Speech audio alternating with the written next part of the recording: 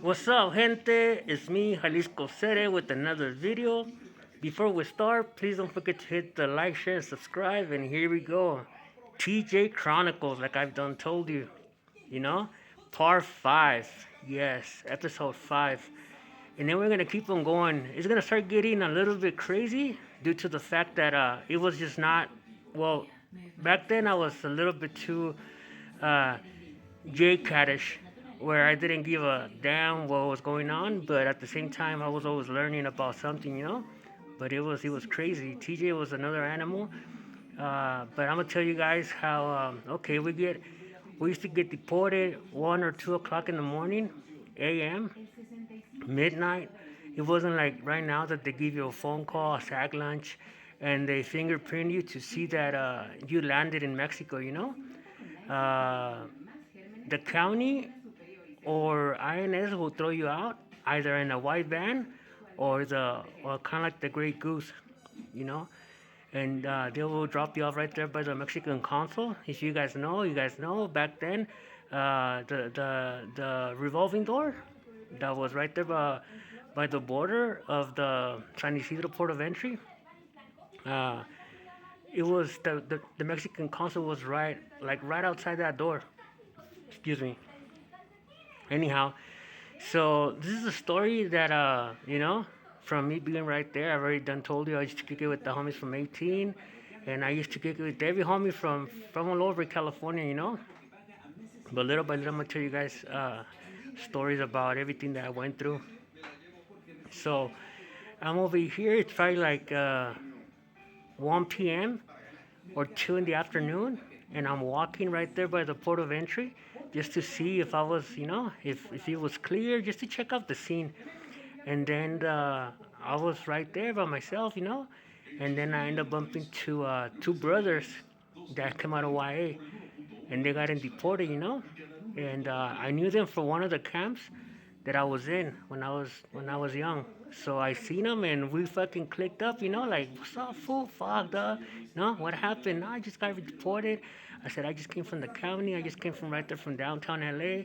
And those fools, they even had back then they used to give them like this polo shirt and like this either green pants or what color were they? Burgundy or blue?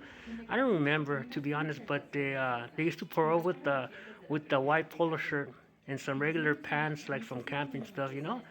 I guess they didn't have dress outs.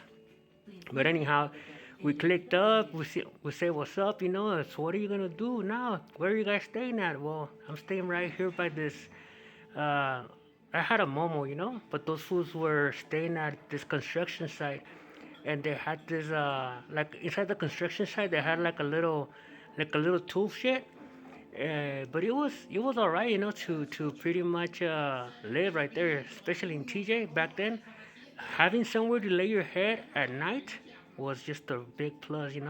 And I guess they were waiting for the same thing. They were trying out their luck to see if it was clear to cross or if it wasn't.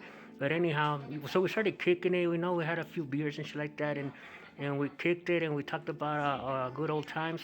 And at the end, they kept on telling me stories about why and why this and why that and this and that. I said, "What's up, fool? Let's go get some weed. You guys want to blaze it or what?" And that fool goes, "Yeah, fool." One of the brothers said, "Fuck yeah, fool."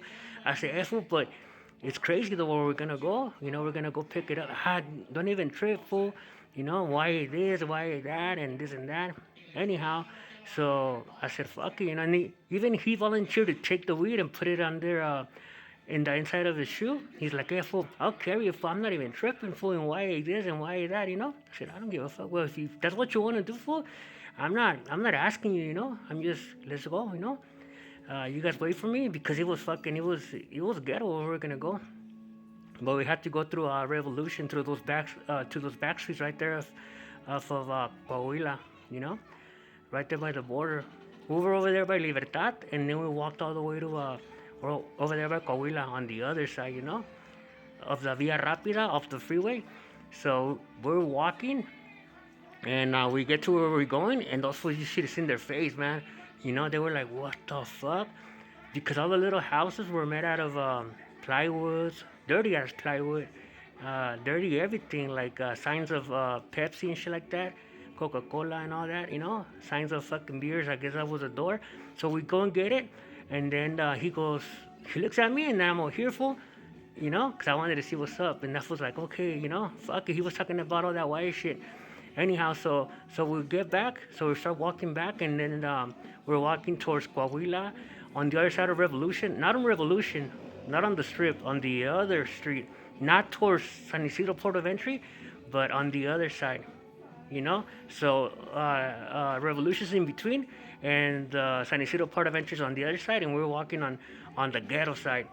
And then, he's just looking. He's like, "Hey, fool, where are you taking us, fool?" I said, we're gonna catch a little calafia, and then we're gonna get to where you guys live at. But we have to go through here." And as we were going, that fool was just like fucking looking everywhere, all fucking scared. You could tell he was fucking like, what the fuck? He was tripping out. And he was about to tell us another fucking YA story, and then you see these two girls fucking getting down, fool. And one of the girls cracks the other one with the bottle over the head, boom. And we turn around, and all you see is because we were trying to like make a scene. We walk by them when they were fighting, and next thing you know, you hear the little bottle break, boom. And then you see one of the girls with pieces of glass like all over her hair, and a little bit of blood on her forehead. And they start getting down. We look, and that was like, "Hey, fool, let's get the fuck out of here, fool. I'm hot. I have this shit in my shoe, fool. Let's get the fuck out of here." I said, "Hold on, fool. You're not the one fighting. They're the one fighting." But shit be popping right there. And they started fucking like tripping. Fool, let's go, fool. I don't want my brother to get busted. So we end up getting a calafia. We end up making it over there. We ate dinner and everything, and I stayed right there with them for like about almost a week and a half. Inside the little tool shed. We all slept right there.